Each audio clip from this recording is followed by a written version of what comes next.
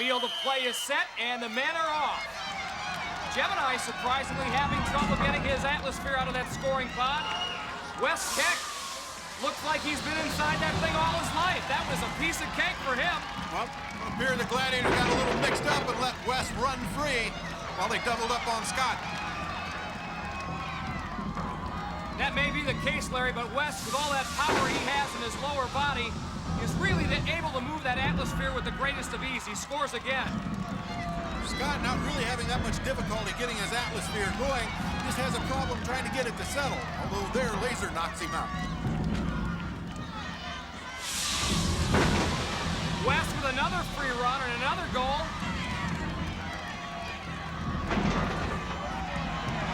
Gemini blocking him on this score, but he makes the move on the rollback, gets it into the pod.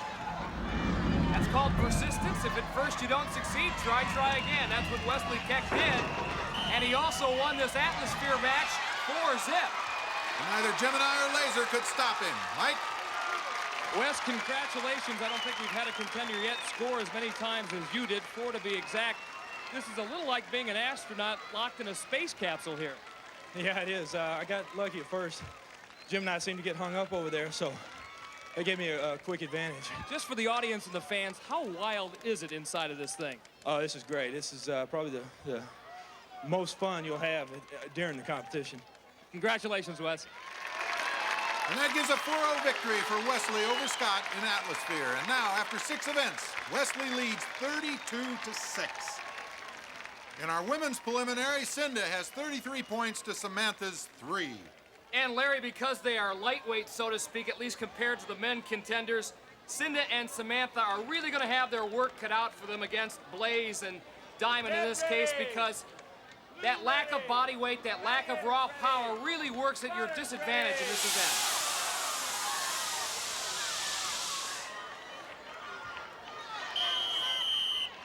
Larry Thompson blows the whistle, and Cinda in the blue Atlasphere gets it moving really quickly. So does Samantha.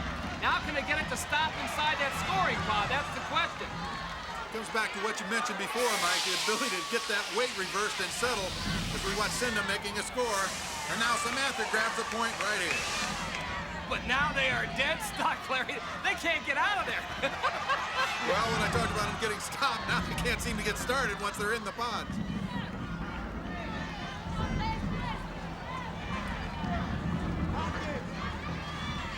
Diamond doing a pretty good job of defending against Cinda there. Meanwhile, Samantha is still stuck. You're gonna have to send the water wagon out for Samantha and get her recuperated. We need a couple of forklifts out here. Bulldozers.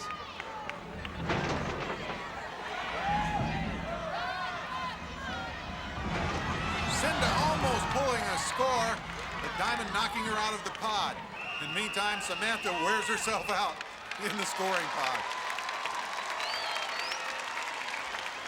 Our leader, James Kiernan, the firefighter from Phoenix, Arizona, getting inside the red Atlasphere.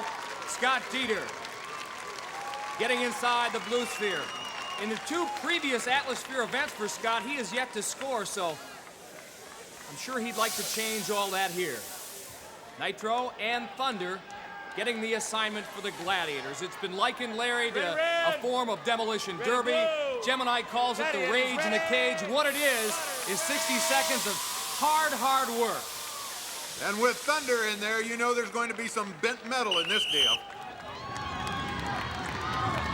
He wastes no time beating head-to-head with one of the contenders. But both contenders manage an early score. And for Scott Dieter, that's a milestone. His first score, his first goal in Atlasphere. There's Scott again. I don't know where he would have done it, but it looks like he's had some practice time between the last Atlasphere match and now. James being denied. Scott settling in. He's got it again.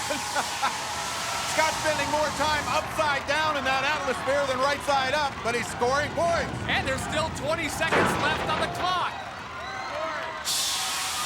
There's James out muscling Nitro for a score. Scott in position, but Thunder says no way.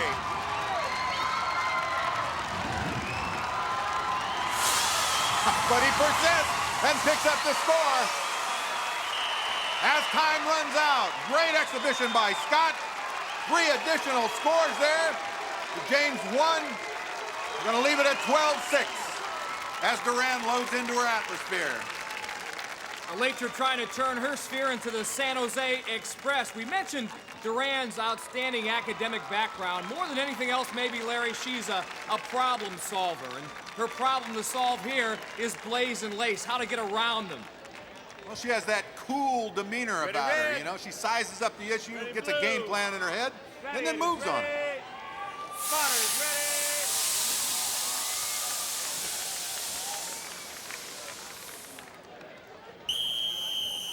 Eliminator certainly has a lot of room in that Atlasphere.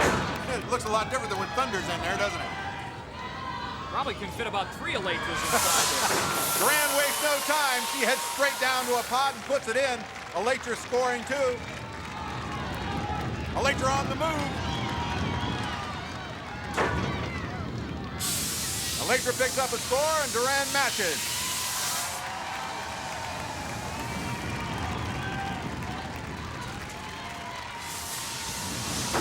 Tell you what, Larry, the problem for Eliminator and every other contender who has faced Duran is that every time they do well, Duran seems to go them one better.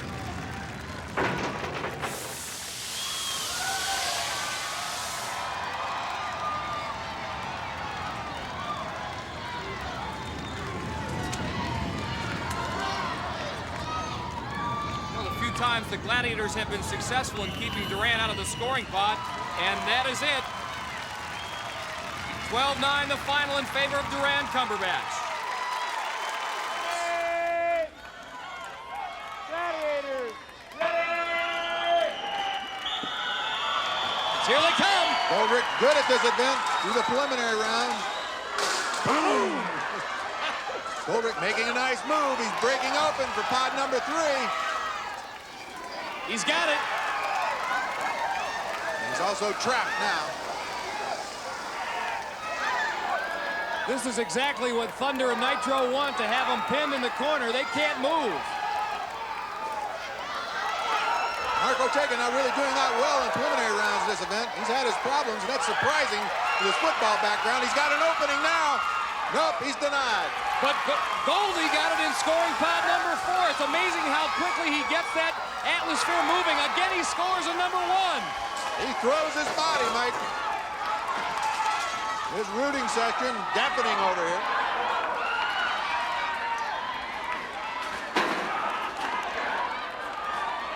Ortega almost goes up into the nickel seats. His time runs out.